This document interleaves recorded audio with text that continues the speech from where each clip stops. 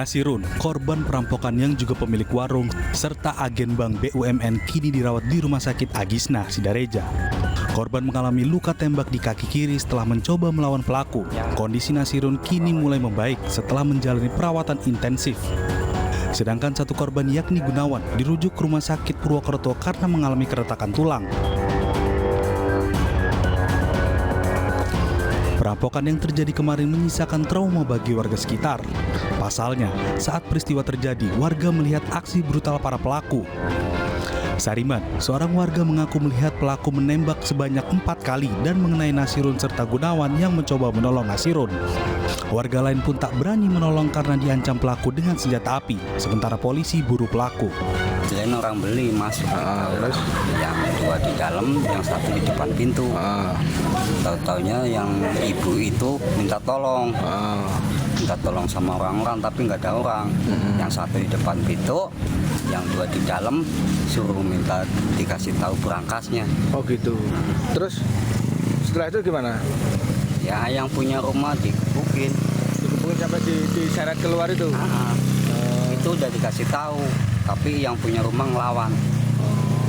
Kan udah dibawa duitnya itu di kantong plastik. Inilah video yang diambil warga saat seorang pemilik toko ditembak kawanan perampok yang menyatroni tokonya di kawasan Kaliwungu, Kedung Reja, Cilacap, Jawa Tengah. Pelaku yang sudah kabur sempat kembali mengambil sesuatu. Polisi yang mengolah tempat kejadian perkara menyatakan pelaku berjumlah 3 orang. Kawanan ini juga merusak dan mengambil rekaman CCTV di lokasi serta menggasak uang 100 juta rupiah milik korban yang juga diduga agen bank milik BUMN. Dari Cilacap, Jawa Tengah, Heri Susanto, iNews melaporkan. Jenazah Bribtu Ruli Firmansyah yang ditemukan meninggal dunia di mobil dinasnya di Gorontalo dimakamkan di kampung halamannya di Semarang, Jawa Tengah. Kapolda Gorontalo menegaskan akan mengusut tuntas kematian Bribtu Ruli.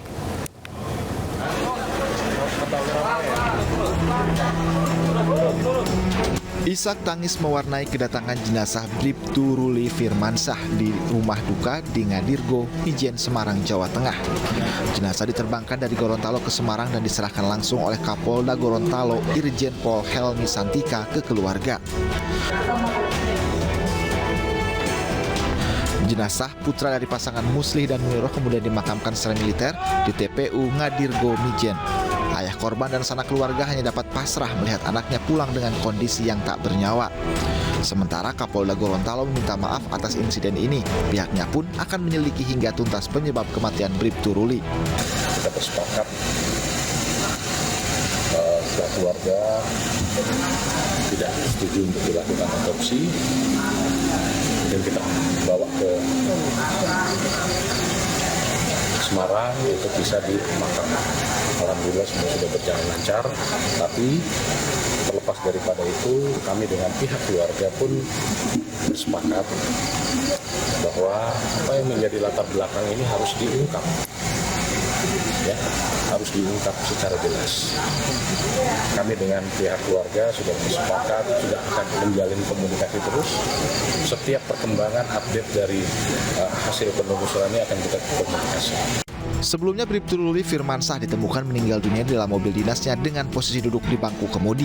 Polisi kemudian menggelar olah tempat kejadian perkara dan menemukan sejumlah barang bukti, diantaranya sebuah senjata api jenis Glock 17 magazine dan sebutir selongsong dan 5 butir amunisi peluru. Dari hasil olah TKP, polisi menduga anggota Polri berpangkat Bribtu ini meninggal dunia karena bunuh diri. Namun demikian, aparat kepolisian dari Polda Gorontalo terus menyelidiki penyebab kematian Bribtu Ruli Firmansyah. Dari Semarang, Jawa Tengah dan Gorontalo, Tim Liputan iNews melaporkan. Tunjangan Hari Raya THR Lebaran 2023 harus dilakukan pada 7 hari jelang Lebaran. Perusahaan diminta memberikan hak pekerja sesuai peraturan yang berlaku.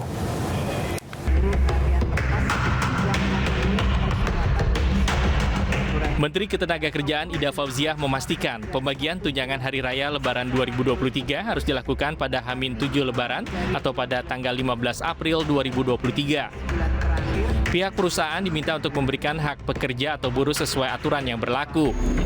Hal ini berdasarkan Peraturan Pemerintah Nomor 36 Tahun 2021 tentang pengupahan dan Permenaker Nomor 6 Tahun 2016 tentang THR keagamaan bagi pekerja buruh di perusahaan. THR keagamaan merupakan kewajiban. Saya ulang, THR keagamaan adalah merupakan kewajiban yang harus dilaksanakan oleh pengusaha kepada pekerja atau buruh. Hal ini secara tegas telah diatur dalam Peraturan Pemerintah Nomor 36 Tahun 2021 tentang pengupahan, tepatnya ada di pasal 8 dan pasal 9. Selain itu lebih detailnya diatur dalam Peraturan Menteri Ketenagakerjaan Nomor 6 Tahun 2016 tentang tunjangan hari raya keagamaan bagi pekerja atau buruh di perusahaan. Pekerja yang berhak menerima THR yaitu Perjanjian Kerja Waktu Tertentu atau PKWT, Perjanjian Kerja Waktu Tidak Tertentu atau PKWTT, buruh harian, pekerja rumah tangga, tenaga honorer, hingga outsourcing. Ketua Harian Nasional DPP Partai Perindo TGB Muhammad Zainul Majdi berziarah ke makam Kiai Haji Abdul Hamid serta bersilaturahmi ke pesantren Bait Al-Hikmah di Kota Pasuruan, Jawa Timur. Kedatangan tokoh bangsa ini disambut oleh cucu Kiai Hamid serta pengasuh pesantren.